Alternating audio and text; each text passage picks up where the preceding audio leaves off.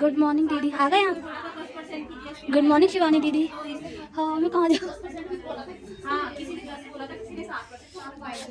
यहाँ पे गुड, अच्छा मैम भी आ गई। आज तो भाई मैम और मैं good morning ma'am. Good morning ma'am. कैसे हो आप सब? बढ़िया। चलिए क्लास स्टार्ट करने से पहले 2 मिनट का मेडिटेशन कर लेते हैं, फिर उसके बाद अपनी क्लास कंटिन्यू करेंगे। और आज हमारा नया टॉपिक भी है। रेडी हैं आप सब? Yes ma'am. ओके। पहले नॉर्मल सिंपल शर्ट कॉलर की बातें करेंगे, स्ट्रेट लाइन बनाएंगे। अब यहाँ से यहाँ तक हम लेंगे नेक विड्थ। हमारा जो कॉलर का विड्थ रहेगा वो 2 इंच अराउंड रहेगा। देखो जब आप दोनों कॉलर एक साथ कटिंग करते हो तो आपका जो कॉलर का साइज है वो 2 और 2.5 के बीच में रहता है। और अगर आप दो कॉलर एक साथ कटिंग करते हो, जैसे जेंट्स की शर्ट में कॉलर होता है, वो आपका कॉलर दो कॉलर कटिंग होती है, एक नीचे वाला पार्ट और एक ऊपर वाला पार्ट। तो दोनों चीज को अलग अलग कटिंग किया जाता है और फिर उसको एक साथ अटैच किया जाता है बाद में। उसके बाद हम कॉलर का साइज लेंगे। ज्यादातर हमारा जो कॉलर रहता है शर्ट, हम यहाँ पे 15 इंच का कॉलर कटिंग कर रहे हैं। उसके बाद हम यहाँ पे स्ट्रेट लाइन बनाएंगे।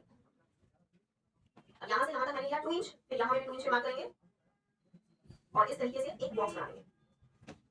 अब इस बॉक्स का साइज देख लो कितना है। यहाँ से 2 इंच है, यहाँ से भी 2 इंच है, यहाँ से 7.5 है और यहाँ से 7.5 है। एक सिंपल कॉलर आप इसी तरीके से भी कटिंग कर सकते हो, एकदम सिंपल। आपको कुछ नहीं करना, सिर्फ इस तरीके से सीधी पट्टी कटिंग करनी है। ऐसे लेंगे तो रहेगा आपका 2 इंच और ऐसे लेंगे तो रहेगा अपने साइज के अकॉर्डिंग। जैसे मैंने 7.5 लिया है, हो सकता है आपका मेजरमेंट लेने पर 16 इंच आ रहा हो, तो फिर आपको यहाँ पे 8 इंच लेना है। इसको बोलते हैं सिंपल कॉलर। जितने भी कॉलर की आप मार्किंग करोगे वहां पे आप मेंशन भी करोगे। यहाँ से यहाँ तक आपने कितना लिया है 2 इंच, यहाँ से यहाँ तक भी हमारा कितना है 2 इंच और यहाँ से यहाँ तक हमने लिया है 7.5 इंच। अब ये तो आपका फिक्स नहीं हो सकता, ये आपके साइज के हिसाब से होगा। लगाएंगे। उसके बाद यहाँ से आप लेंगे 2 इंच। ये सेम जो भी आपने यहाँ पे मार्किंग किया है ना, वो सेम आपको यहाँ पे करना है। 2 इंच, यहाँ पे भी 2 इंच लेंगे, यहाँ पे 7.5 इंच लेंगे, यहाँ पे भी 7.5 इंच लेंगे और इसी तरह से एक बॉक्स बना लेंगे। 5 इंच पे मार्क करना है। इस पॉइंट से 0.25 इंच इधर और इस पॉइंट से 0.25 इंच इधर। इसके बाद फ्रेंच कर्व स्केल लेना है और इस पॉइंट से जहाँ पे 0.25 लिया था वहाँ पे निशान लगा देंगे।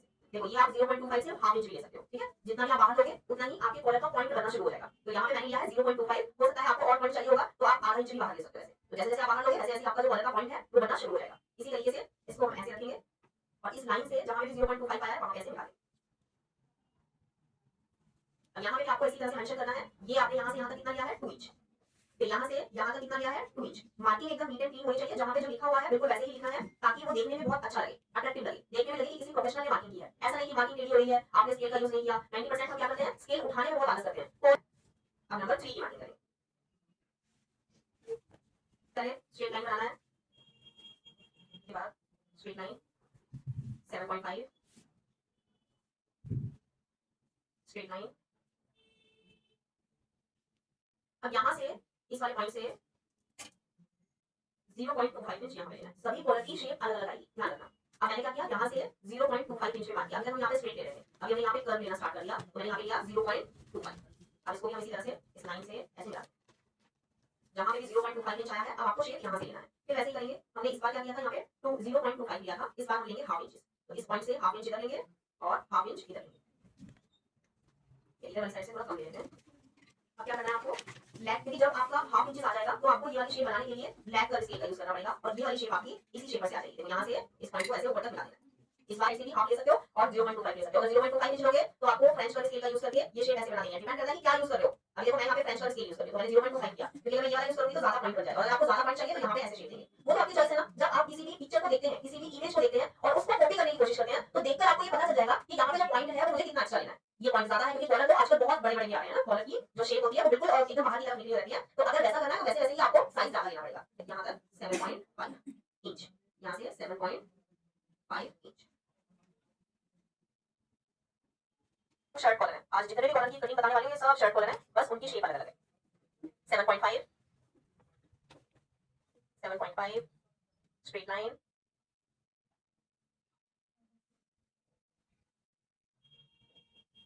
अब यहाँ से शेप ले रहे हैं हम हाफ इंचेस। यहाँ से हमने हाफ इंच लिया और यहाँ से हमने लिया 1 या 1 से थोड़ा सा कम 0.75। यहाँ पे लिया 0.75, यहाँ पे लिया हाफ इंचेस और बिल्कुल इसी तरह से इधर भी ले लेंगे 0.75। सबसे पहले आपको इस पॉइंट से इस पॉइंट पे मिलाना है। या आपको लग रहा है कि अगर ये ज्यादा ही ऐसे राउंड में जा रहा है तो यहाँ पे लेग कर्व स्केल का यूज कर सकते हो। लेग कर्व स्केल का यूज कैसे करना है, जैसे ये मेरे पास लेग कर्व स्केल है यहाँ पे लिखा भी हुआ है, हर एक स्केल पर लिखा होता है, क्योंकि लैग कर्व स्केल और हिप कर्व स्केल और उसके साथ साथ एक और छोटा वाला स्केल आता है जिसका लेंथ होता है 28 इंच। तो आपको ध्यान रखना है स्केल के ऊपर जो लिखा होगा उसको देखकर ही यूज करना है। देखो बहुत सारे लोग ऐसे यहाँ से मिलाना है, जहाँ पे हाफ इंच मैंने पॉइंट बनाया हुआ है यहाँ से, और सीधा इसको यहाँ से यहाँ तक ऐसे मिला देंगे, तो ये अपने आप ही ये वाली शेप आ जाएगी ऐसे। ठीक है, अब मुझे यहाँ से यहाँ तक जाना है, तो उसके लिए मुझे ये वाला स्केल यूज करना है। इस पॉइंट को इस पॉइंट से मिला देंगे ऐसे बिल्कुल सीधा। अब मैंने इधर वाली शेप बनाने के लिए अपने स्केल को ऐसे रखा था, अब इधर वाली शेप के लिए थोड़ा सा ऐसे आगे बढ़ाएंगे। देखो यहाँ से ये जो पॉइंट हमने लिया था यहाँ पे ऐसे रखें, ये हमने लैग कर्व स्केल से शेप दिया है। ठीक है, अब मुझे इसको ऐसे बनाना है तो ऐसे भी बना सकते हैं, और अगर मुझे यहाँ पे राउंड शेप देना है तो इसको राउंड शेप में भी बना सकते हैं, क्योंकि आजकल जो कॉलर है वो राउंड में भी बहुत ज्यादा चल रहा है। तो अगर आपको कॉलर का शेप ऐसे में देना है तो स्केल के अंदर वाली साइड से ऐसे रखेंगे और ये शेप दे देंगे। इससे पहले पॉइंट वाला था, अगर पॉइंट वाला चाहिए तो पॉइंट वाला ले सकते हो, और अगर गोलाई वाला चाहिए तो गोलाई वाला ले सकते हो। क्लियर हुआ ये भी? ठीक है, तो ये है हमारा नंबर 3 एंड ये है हमारा नंबर 4। अब आएंगे कॉलर नंबर 5। फिर से ऐसे करना है, स्ट्रेट लाइन बनाना है, उसके बाद आपको 2 इंच पे मार्क करना है, स्ट्रेट लाइन बनाना है, 7.5 इंच पे मार्क करेंगे, 7.5 7.5 स्ट्रेट लाइन,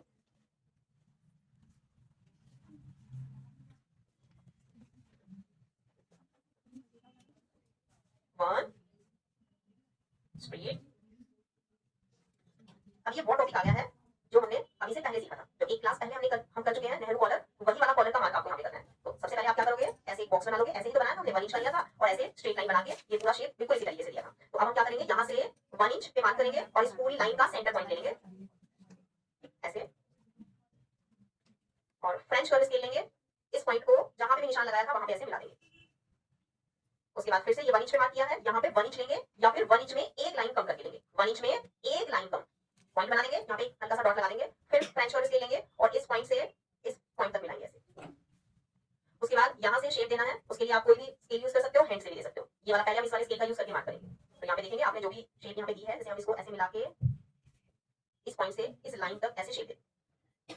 अब आपको यहाँ से 1 इंच पे मार्क करना है, जहां पे भी स्केल का पॉइंट बना है वहां से 1 इंच अंदर मार्क करेंगे इस पॉइंट से ऐसे। तो 1 इंच जहां पे भी आया है वहां पे हमने निशान लगा दिया 1 इंच पे, देखो यहाँ पे 1 इंच और यहीं पे स्ट्रेट लाइन बनाएंगे ऐसे। अब जो आपने यहाँ पे इस लाइन से ऊपर की तरफ आपको ये चेक करना है ये कितना आया है, हाफ इंच आया है। तो अब इस लाइन से यहाँ पे हाफ इंच है, तो आपको ऐसे ही करना है, यहाँ से हाफ इंच पे मार्क करना है, यहाँ से हाफ इंच का डिस्टेंस रखेंगे और इसको सीधा इस पॉइंट पे मिलाएंगे। कैसे मिलाओगे, लैग कर्व स्केल का यूज करके। ये देखो ये वाला जो पॉइंट है, इस पॉइंट को सीधा हाफ इंच पे मिलाएंगे इस तरीके से। अब यहाँ पे हम ऐसे इसको हाईलाइट कर देते हैं, क्योंकि हमें ये वाला पार्ट यहाँ से कटिंग करना है। इसके बाद आपको यहाँ से 1.5 इंच पे मार्क करना है, या फिर 1.25 ले सकते हो मैक्सिमम। यहाँ से 1.25 और यहाँ से 2 इंच, यहाँ से 2 इंच, यहाँ से 1.5 इंच, इस लाइन से 1.5 इंच करेंगे और इसको भी लैग कर्व स्केल से मिला देंगे। अब देखो इस पॉइंट को इस पॉइंट से मिलाना है, लैग कर्व स्केल रखेंगे ऐसे और ऐसे शेप देंगे। इसके बाद फ्रेंच कर्व स्केल लेंगे और ये वाले पॉइंट से यहाँ पे निशान लगा देंगे ऐसे। और ये है आपका शर्ट कॉलर नंबर 5।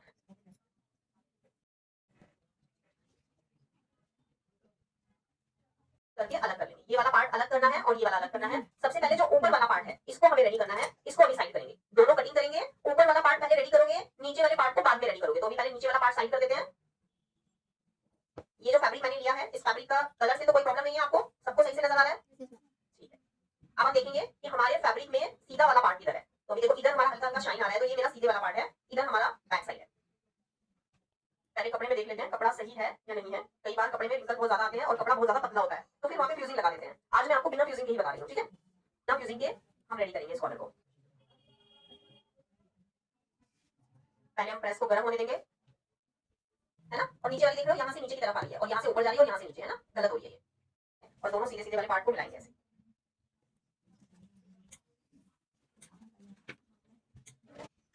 स्टार्ट करेंगे सिलाई लगाना, इधर जाएंगे फिर इधर से कॉर्नर से नीचे की तरफ आएंगे, यहाँ से यहाँ तक सिलाई लगाना है, नीचे वाली साइड में नहीं लगाना है। तो ये वाला खुला छूटेगा और यहाँ से तीनों साइड में सिलाई लगाएंगे, तो आपका जो पीछे वाला कपड़ा है वो बाहर नहीं दिखेगा। तो अभी देखो जैसे ही कॉर्नर आएगा आपको यहाँ पे एक धागा फंसा देना है इसको सीधा करने के लिए।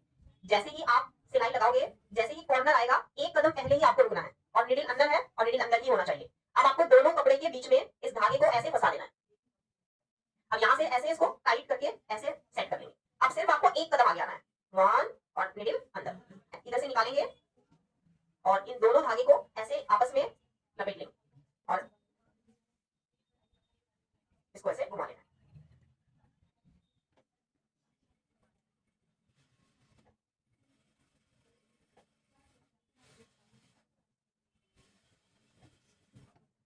एकदम पहले ही रुकना है, एक कदम पहले रुकेंगे, दोनों फैब्रिक के बीच में इस धागे को फंसाएंगे, आगे आएंगे और फिर इधर से धागे को साइड में निकाल देंगे, दोनों धागे को लपेटेंगे ऐसे, एक्स्ट्रा फैब्रिक कट कर लेंगे।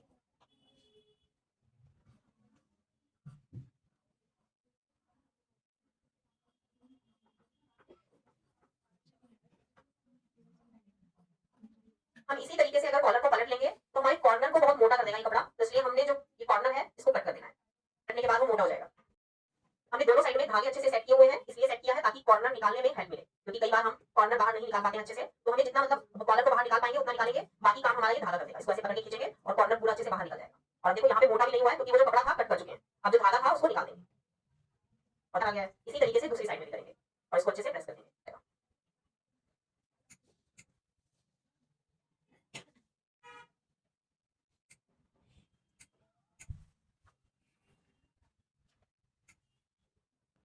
यहाँ पे किनारे पर सिलाई नहीं लगाते हैं, यहाँ पे एक पैर का मार्जिन छोड़ते हैं और फिर सिलाई लगाते हैं और फिर उसके बाद कटिंग कर लेना है। तो मैंने इस तरीके से कॉलर को कट कर, बस ये जो शेप है आपकी ये अच्छी आनी चाहिए। जैसे ही कॉर्नर आएगा एक कदम पहले ही आपको रुक जाना है और नीडल आपके अंदर ही होनी चाहिए, उसके बाद कॉलर को घुमाएंगे।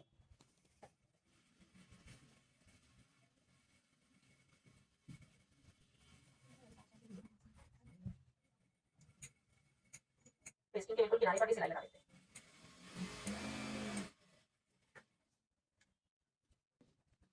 अब हम नीचे वाला कॉलर रेडी करेंगे, एक छोटा सा कट लगा देंगे, ऐसे आपको कॉलर के सेंटर पे कट लगा देना है। अब आपको दूसरा पार्ट लेना है,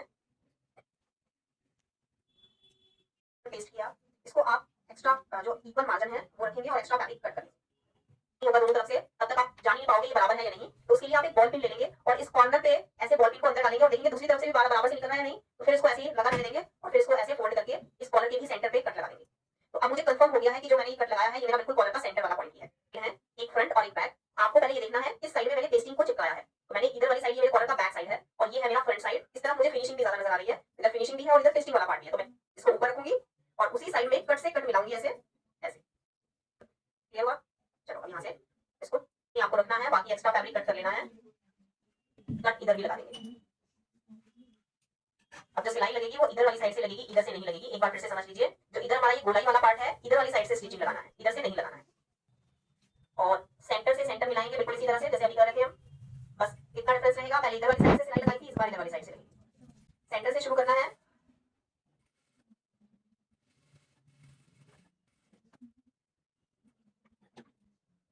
बस एक चीज का ध्यान रखना है, आप जब सिलाई लगा रहे हो ना तो ये वाली सिलाई नजर नहीं आनी चाहिए, जो कॉलर के ऊपर ये लगी हुई है इसको पूरा ऐसे सिलाई में ले लेना है अंदर।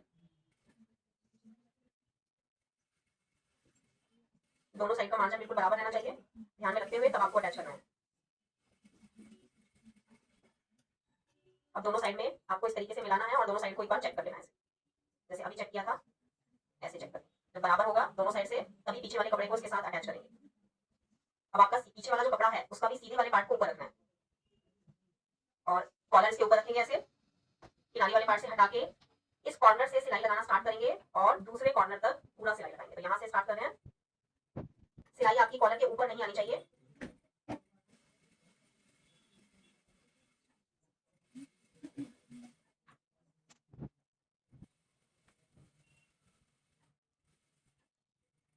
गोलाई में लेंगे, जैसे ही किनारी वाला पॉइंट आएगा बिल्कुल कॉर्नर वैसे ही आपको रुकना है, एक्स्ट्रा फैब्रिक कट करना है।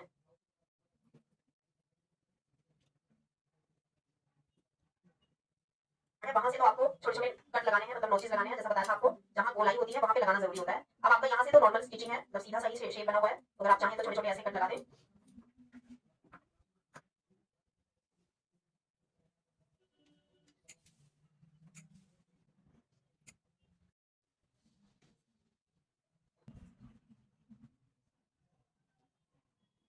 अब बिल्कुल सेम मेथड अप्लाई करना है जैसा पहले किया था, ठीक है। इधर वाली साइड में आपको एक पैर की सिलाई लगानी है, अब जब कॉलर लग जाएगा तो इधर से आपको एक किनारे पर सिलाई लगानी है और पेंसिल से निशान लगा देंगे, इससे आपको गाइडलाइन मिल जाएगी। गाइडलाइन जब तक नहीं मिलती है तब तक आपको लगता है कि कहाँ सिलाई लगानी है, लेकिन जब हम गाइडलाइन ले लेते हैं तो हमें पता रहता है हमें गाइडलाइन के ऊपर ही सिलाई लगानी है। और फिर ऐसे ओवरलैप करके आपका शर्ट का कॉलर आ जाएगा, अंदर वाली साइड से शर्ट में अटैच हो जाएगा, ठीक है। इस तरीके से आपको कॉलर लगाना है और ये वाला पार्ट सिर्फ प्रॉपर आपका नजर आएगा, दोनों तरफ से जो पॉइंट है, और इस पॉइंट में ही आपको सिलाई बहुत अच्छे से लगानी है, क्योंकि पूरा कॉलर आपका आगे से और पीछे तक यही वाला पार्ट नजर आएगा, नीचे वाला पार्ट नहीं नजर आएगा, ठीक है। आगे से बस थोड़ा सा नजर आएगा, बाकी कॉलर ऐसे ही आपका बनेगा, ठीक है। बाय गाइस, मिलते हैं कल के नेक्स्ट वीडियो में, तब तक